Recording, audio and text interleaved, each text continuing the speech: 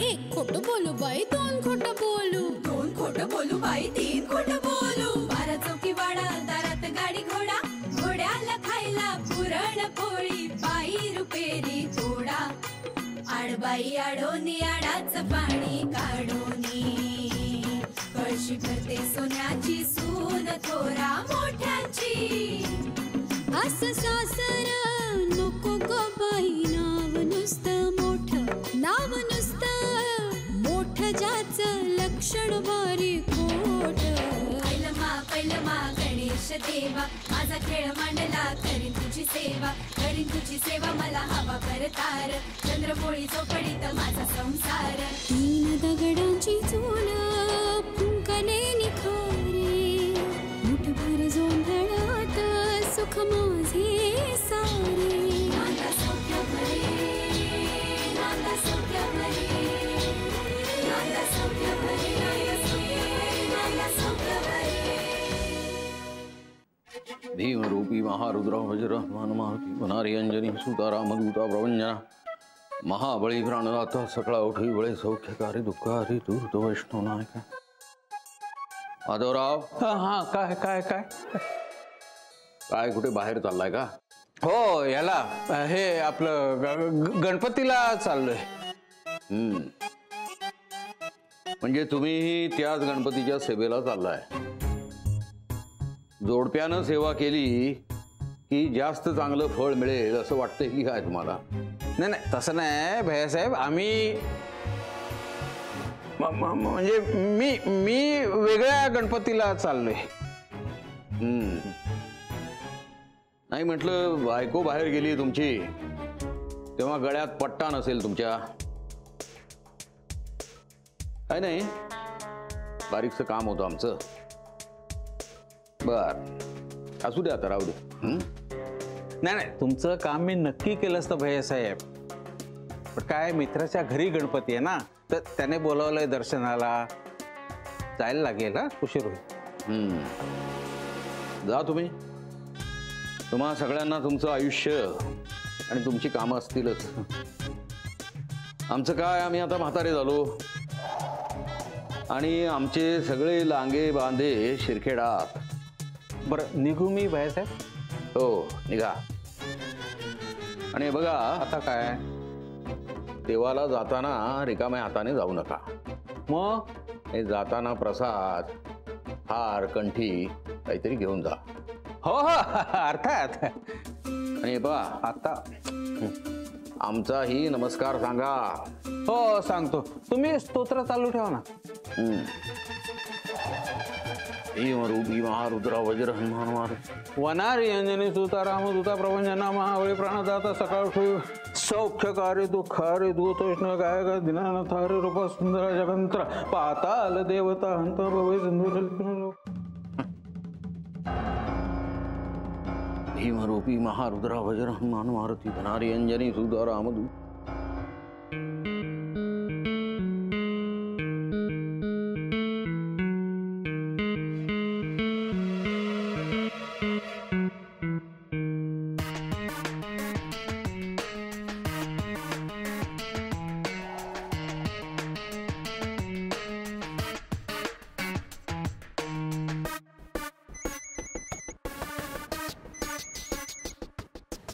Hello. हा, hello Lalita, अगं तू आहेस कुठे? अहो तिकडे कुठे बघता, इकडे बघा. हा, इकडे. हा, त्या बाईकडे नाही, इकडे मागे बघा, माझ्याकडे. इकडे इकडे उभी राहिले मी, दिसले का? अरे हा, या. सॉरी अगं, दिसलीच नाही. बाई बरोबर दिसली, मी नाही दिसत तुम्हाला? बसली होतीस.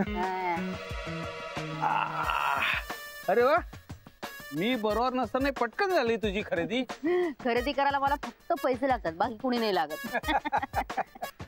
अच्छा. ए, तू क्या पैर डोके पर रख के चलेगा क्या तू? हाँ, हळू हळू, घर नाहीये, रस्त्यातच आपण. नाही गेला तो. बरं, आता काय प्लॅन? मी नाहीये मुंबईत आता. ते कॉन्टिनेंटल फूड कसं काय खाणार आपण? घराबाहेर पडायला मिळालं ना, आता रस्त्यावर वडापाव खाल्ला ना तरी ते सुद्धा कॉन्टिनेंटल फूड सारखंच लागेल मला. ही मस्त आहे कल्पना. चांगले 2-2 वडापाव खाऊया. बाहेर आहेत ना वडापावच्या गाड्या. हिमटेगिरी करू नका, एखाद्या चांगल्या रेस्टॉरंट मध्ये जाऊनच खायचंय आपण. आणि हिऱ्याची अंगठी विसरलेली नाहीये मी. चला निघूया चला. निघा निघा नाही हं, मी सोडणार नाही तुम्हाला. ओ काय हे कोण उचलणार मी या ही पण पर्स राहू दे तुझ्याकडे. ते खाकुटला मारायला दिले ना ते बघा आधी. काय चाळी करताय. घर अगदी सोनं सोनं वाटतंय. तो आनंदी बेटा, तुम्हाला कुठं बाहेर जायचं नाहीये ना? नाही, गणपतीची सुट्टी आहे क्लासला. पण तुमचं माहेरही इथंच आहे ना जवळपास? हो. नाही पण कारण असल्याशिवाय मी नाही जात माहेरी. वा. आणि खूप बारीक सारीक कामं असतात घरात. अशा वेळी ना ती निवांतपणे उरकता येतात. आणि तसंही तुम्ही घरात आहात म्हटल्यावर तुम्हाला काही लागलं तर आम्ही हसायला हवं ना. आणि आई आणि आजीला पण नाही आवडणार मी तुम्हाला एकट्याला टाकून माहेरी गेले तर. उत्तम, अतिशय उत्तम संस्कार आहेत तुमच्या घरचे. निलिमा बेटा. काय काका? तुमच्या आई सुद्धा मुंबईला आल्यात ना? हो. बऱ्या आहेत का आता? हो, मामाकडे आली आहे ती आणि आता बरी आहे.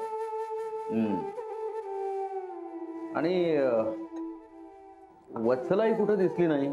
कुठे गेल्यात त्या? त्या घरी गेल्यात. त्यांच्या चाळीतलं कुणीतरी कर्जतला जातंय तर त्यांच्या हाती काकांसाठी गणपतीचा प्रसाद द्यायला गेले. आणि कसली तुमची बारीक सारीक कामं चालली आहेत हा? ते आता बाजूला ठेवा आणि इकडे या. आम्ही काय सांगतोय ते ऐका. मला सांगा,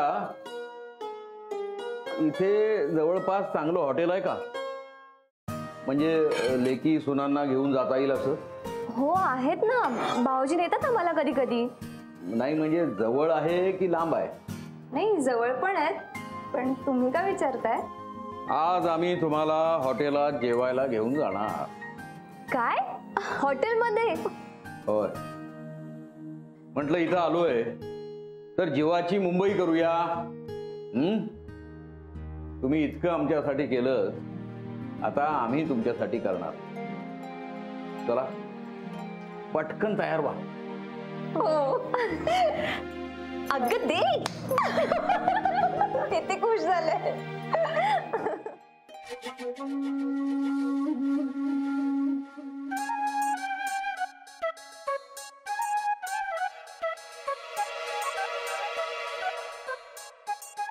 वेटर वेटर. हाँ अरे हाँ ये 2 पाव आणना जा. और सुनो, बटर और मसाला मार के आना जा.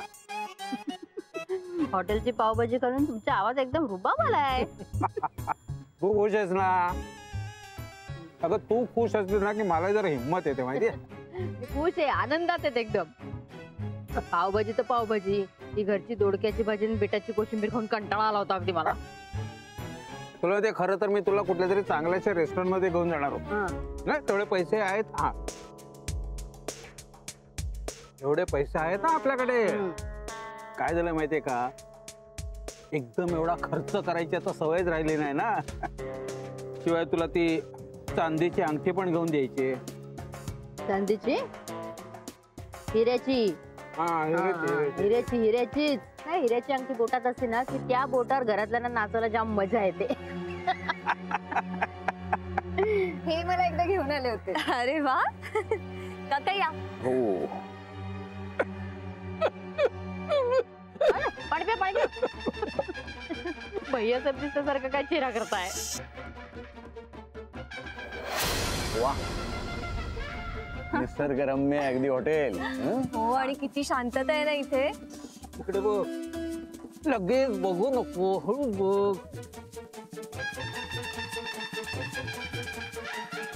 भैया त्याचा पिच्छा पुरवतात नुसता. काका आपण तिकडे बसूया. अरे तुम्ही मुली सांगाल तसं, मला त्यातलं काय कळतंय ना. त्यात काय कळायचंय काका, आपण जे घरी जेवतो ना ते आज हॉटेलमध्ये जेवणार आहोत एवढंच. हो, पण हॉटेल अतिशय छान आहे. हो. आणि मुलं असती ना बरोबर तर आणखी मजा आली असती.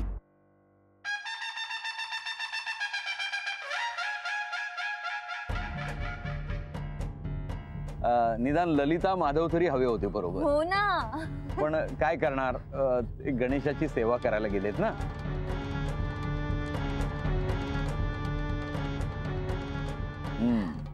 असो, कुठं बसूया आता? आपण चला तिकडे जाऊया. स्वानंदी सर, कसं ना हे इथे बसूया ना.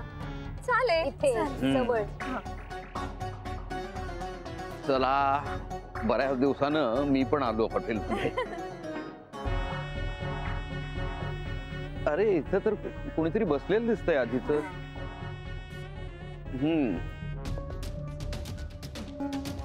सॉरी. अरे हे हलवायला सांगा इथून. हो हो सांगते. काका, कॉफी कप घ्यायला येते मी पण. स्वानंदी, हा? जरा थांबा, आम्हाला तुमच्याशी काही बोलायचं. बोला ना. आम्ही जे सांगणार आहोत ते नीट ऐका आणि विचार करा. जानकी वहिनी तुमच्याबद्दल आम्हाला नेहमी सांगायच्या, आम्हाला बरं वाटायचं.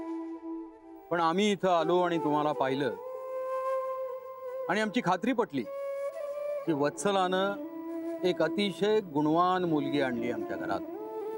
तुम्ही आमच्या मुलीसारख्याच आहात, पण आम्ही जे सांगणार आहोत ते जागीरदार घराण्याचं नाव राखण्याचं आणि ते मोठं करण्याचं सामर्थ्य असणाऱ्या एका सुनेला सांगणार आहोत. सांगा ना काय. तुम्ही उत्तम सून आहात, एक आदर्श मुलगी आहात, अतिशय चांगले संस्कार आहेत तुमच्यावर. तुम्ही खोटं बोलत नाहीत. एका चांगल्या मुलीत, सुनेत, बायकोत जे गुण असायला हवेत ते सगळे आहेत तुमच्यात. पण स्वानंदी, तुमच्यात एक दुर्गुणही आहे. माझं काही चुकलंय का? चुकीच्या माणसांना पाठीशी घालता. नाही, मी काय केलं? आज हॉटेलमध्ये ललिता माधव आले होते, तुम्ही पाहिलं त्यांना, पण तुम्ही आम्हाला नाही सांगितलं.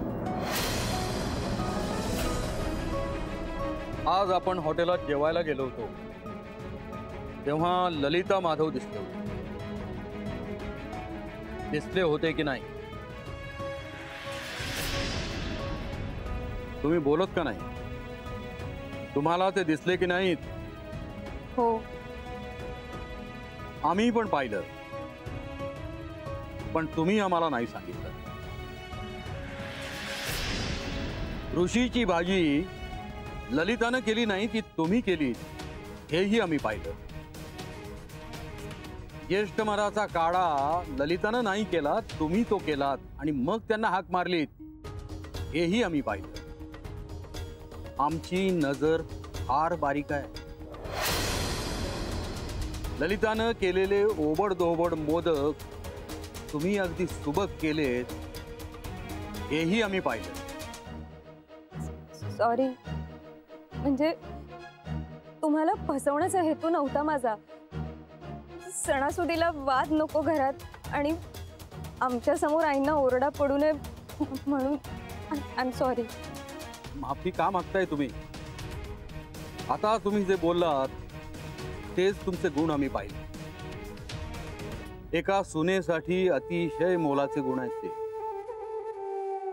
तुम्ही माफी नाही मागायची. ज्यांनी मागितली पाहिजे ते तर काहीच न घडल्यासारखे थाटात वावरतायत आणि तुम्ही त्यांच्या चुकांवर झाकण घालताय. केवळ आपले आहेत म्हणून तुम्ही नेहमीच चुकीच्या माणसांना पाठीशी घालता. नाही काका, पाठीशी नाही घालत. कसं आहे, आम्ही लहान आहोत आणि आमच्या समोर आई बाबांना ओरडा पडला ना की आम्हाला अवघडल्यासारखं होतं म्हणून. ते दोघं कधी मोठेपणानं वागलेत तुमच्याशी? खरं उत्तर द्या आम्हाला. तसंही खोटं बोलता येत नाही मला. मिळालं आमचं उत्तर आम्हाला. पण म्हणून चुका करणाऱ्यांना असं नेहमी पाठीशी नाही घालायचं. चुका लहान असतात पण त्या करतच राहायची सवय लागली की तेच अपराध होतात। मोठे गुन्हे करणाऱ्या सगळ्याच गुन्हेगारांनी सगळ्यात आधी एक चूकच केलेली असते। अशा अनेक चुका दुर्लक्षित राहिल्यामुळं ती माणसं चटावतात आणि गुन्हेगार होतात। गुन्ह्यापेक्षा अधिक मोठी शिक्षा देणं जसं चांगलं नाही, तसं प्रत्येक वेळी गुन्हेगाराला पाठीशी घालणं हेही चांगलं नाही। पण आई बाबा गुन्हेगार नाहीये। नाही कसं? चुका जेव्हा चुकून होतात तेव्हा माफ केलं जाऊ शकतं, पण समजून उमजून ठरवून केलेल्या चुका या चुका नसतात, ते गुन्हेच असतात आणि ते करणारे गुन्हेगार। ललिता माधव गुन्हेगार आहेत। त्यांना सतत पाठीशी घातल्यामुळं त्यांची सवय जाणार नाही, उलट वाढेल। त्यांना खत पाणी मिळेल। उपाययोजना न केल्यामुळं जसा आजार बळावतो तशी त्यांची वृत्तीही बळावते। घरातील कोणाकोणाला माहिती आहे? फक्त ह्यांनाच माहित नाहीये, बाकी सगळ्यांनाच सगळं माहिती आहे। म्हणजे डॉक्टरलाच काय माहिती नाही? हं? पण स्वानंदी, फक्त इंद्रनीलच यावर उपाययोजना करू शकतात। पण यांना खरंच वाटणार नाही, आणि खरं वाटलं ना तर त्यांना ते सहन होणार नाही। खूप मोठा धक्का बसेल त्यांना। तुम्ही सगळ्यांचा खूप विचार करता, मला खरोखर कौतुक वाटतं तुमचं। काका, त्यांचं खूप प्रेम आहे आईंवर आणि ना खूप विश्वास आहे, आणि हे सगळं त्यांना सांगण्याची हिंमत नाहीये माझी। तुम्हाला हे कुटुंब बांधून ठेवायचं आहे ना? हो, म्हणूनच तर मी काही बोलत नाही।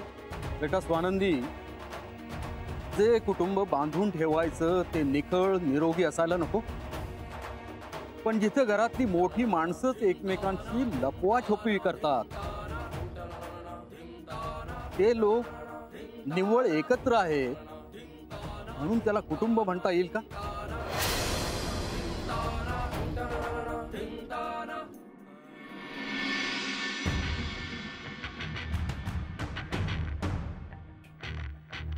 म्हणायचं काय या भैया साहेबांना? 4 घटका घराच्या बाहेर पडले मजा करायला, तर भूतासारखे मानगुटीवरच बसलेले माझ्या। अगं, मला तर कळतच नाहीये, बाहेरचं पाणी सुद्धा न पिणारा हा माणूस हे एकदम हॉटेलात कसं काय आला? जे पावभाजी खात बसले होते मी, तुमचा घास पडलाय म्हात्याने माझ्या। तुला माहितीये, त्यानंतर मी तुला एका स्पेशल ठिकाणी घेऊन जाणार होतो, फालुदा खायला। अख्ख्या मुंबईत प्रसिद्ध आहे तिथला फालुदा। आपल्या इज्जतीचा फालुदा होता होता वाचलाय। हे हॉटेलात जायचं त्याच्या डोक्यात शिरलं कुठून? ते म्हणतात ना, ग्रह फिरले ना की भूत सुद्धा देवघरातनं बाहेर पडतात। उगाच काहीतरी भरती असेल ते उदाहरणं देऊ नका। तुमची धाकटी सून आहे ना लाडकी स्वानंदी, तिच्यामुळे झालंय सगळं। ती म्हणाली असेल चला, मी घराबाहेर पडले ना मजा करायला, तिने यायला नको मागोमाग माझ्या। तिने सांगितलं असतं हे आले, ऐकतात नाही तर सगळं तिचं। नाही नाही, मला नाही वाटत स्वानंदीने त्यांना काही सांगितलं असेल। नाही, ओळखत नाही तुम्ही तिला अजून। पक्की आतल्या गाठीची, खाली मुंडी पाताळ धुंडी। अगं, तिनेच तर आपल्याला वाचवलं ना। हे बघ, निदान या वेळेला तरी तिला दोष देऊ नको। तिने आपल्याला पाहिलं पण ते उघड नाही केलं। ते तिचे गुण चांगलेत म्हणून नाही केलेलं ना तिने। हे बघ, तिने मनात आणलं असतं ना तर भैया साहेबांसमोर आपल्याला हाक मारली असती। अहो, तसं नाहीच करणार ती, स्वानंदी आहे ती। म्हणजे भैया साहेबांनी आपल्याला बघितलं असतं आणि हाक मारली असती तर तिच्या हातात काय राहिलं असतं? नाही नाही, मला काय पटत नाहीये तुझं। मला तर वाटतं यावेळेला तरी तिला जाऊन आपण थँक्यू म्हणायला पाहिजे। ते तुम्ही म्हणा, मी अजिबात म्हणणार नाही। आता मी तिच्या पुढच्या खेळीची वाट बघते। कुठली पुढची खेळी?